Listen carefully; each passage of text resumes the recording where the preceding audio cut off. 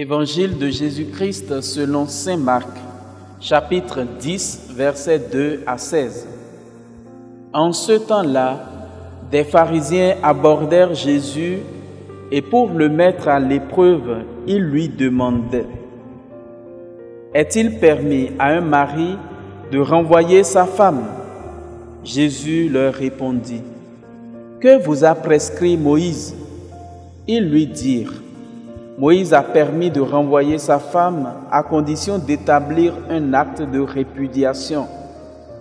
Jésus répliqua: c'est en raison de la dureté de vos cœurs qu'il a formulé pour vous cette règle. Mais au commencement de la création, Dieu les fit hommes et femmes. À cause de cela, l'homme quittera son père et sa mère, il s'attachera à sa femme, et tous deux deviendront une seule chair. Ainsi, ils ne sont plus deux, mais une seule chair. Donc ce que Dieu a uni, que l'homme ne le sépare pas. De retour à la maison, les disciples l'interrogeaient de nouveau sur cette question. Il leur déclara: celui qui renvoie sa femme et en épouse une autre devient adultère envers elle. Si une femme qui a renvoyé son mari en épouse un autre, elle devient adultère. Des gens présentaient à Jésus des enfants pour qu'il pose la main sur eux, mais les disciples les écartèrent vivement. Voyant cela, Jésus se fâcha et leur dit: laissez les enfants venir à moi, ne les empêchez pas, car le royaume des cieux est à ceux qui leur ressemblent. Amen, je vous le dis, celui qui n'accueille pas le royaume de Dieu à la manière d'un enfant n'y entrera pas. Il les embrassait et les bénissait en leur imposant les mains. Acclamons la parole de Dieu.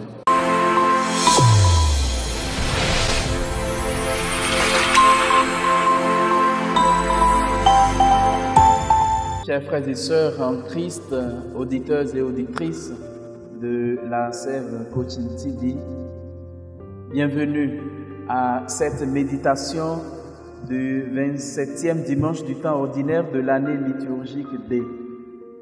Pour le passage que nous venons d'écouter, je voudrais partir de la finale de l'Évangile pour nous amener à une meilleure compréhension de ce texte. En réalité, Jésus nous dit que le royaume des cieux est comparable aux enfants et celui qui n'a pas un cœur d'enfant n'y entrera pas. Laissez les enfants venir à moi.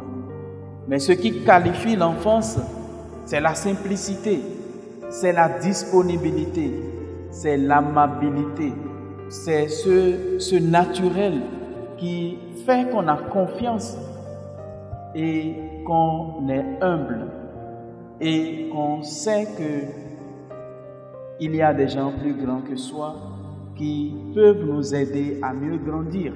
Le royaume des cieux se situe dans cette perspective, à savoir que des enseignements nous sont donnés et qui peuvent nous choquer, sauf si nous réussissons à nous faire enfants pour les accueillir dans la foi. Et voilà pourquoi le passage évangélique de ce jour qui traite du divorce, le mariage et le divorce, constitue une thématique très importante. Le mariage est de toute beauté.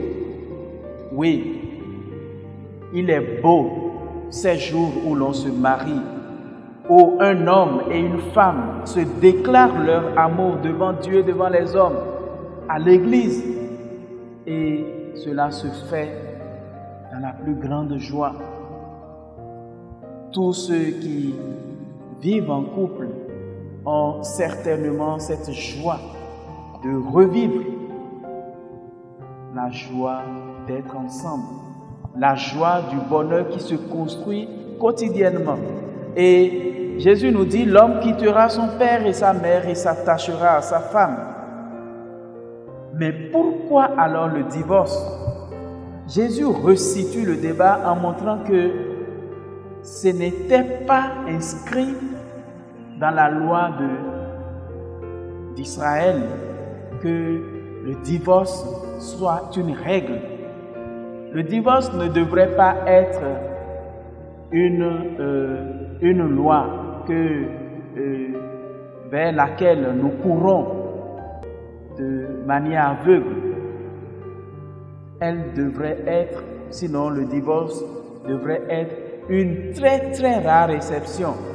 Parce que en se mariant, nous épousons l'autre dans ses défauts comme dans ses qualités. Nous acceptons de faire famille ensemble, de faire un avec l'autre pour la vie.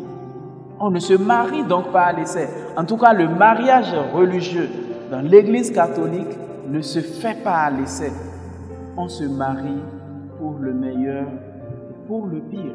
On se marie pour construire ensemble.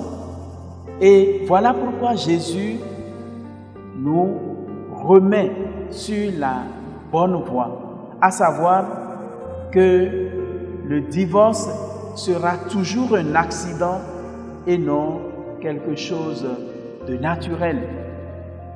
Mais le mariage, quand il s'envole aux éclats, Jésus qualifie d'adultère aussi bien l'homme que la femme qui se dissocie de son mari. C'est vrai que le mariage a beaucoup de beauté, mais aussi des croix internes, des croix intérieures qui peuvent être difficiles à porter. Mais cela ne devrait pas être une raison pour laisser voler en éclats les mariages religieux que nous décidons de célébrer à l'Église. Vous voyez, c'est le seul sacrement qui est donné par les époux eux-mêmes dans l'Église catholique. C'est l'homme et la femme devant le prêtre qui se donnent ou qui célèbrent leur sacrement de mariage.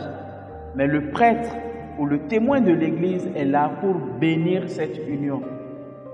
Et donc, les hommes, époux et femmes, sont appelés à construire leur vie ensemble sur Dieu.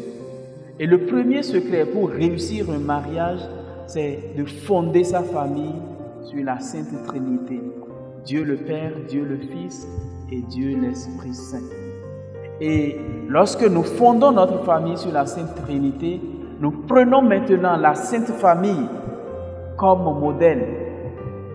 Le Père sera identifié à Joseph, la mère à Marie et les enfants à Jésus.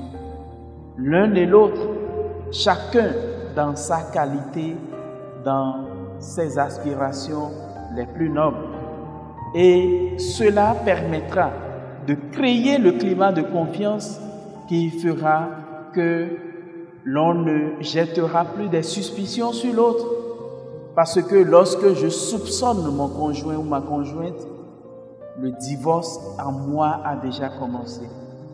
La crise de confiance est une brèche au divorce. Que de mariages attendent d'être reconstruits pour la vie et le bonheur des époux et des épouses. Si beaucoup attendent de se marier pour être heureux, il y a certains qui attendent de divorcer pour être heureux. Mais une chose restera, le mariage est une institution divine et il devrait être sauvegardé pour le bonheur de l'humanité. Ce bonheur sera créé quand l'homme et la femme vont comprendre que leur mariage s'origine en Dieu et doit s'achever en lui. Que le Seigneur bénisse nos foyers, bénisse les mariés et leur donne la force et le courage de vivre ensemble et de construire leur foyer sur la Sainte Trinité afin que leur bonheur sur terre se poursuive au ciel dans la plus grande gloire de Dieu. Le Seigneur soit avec vous.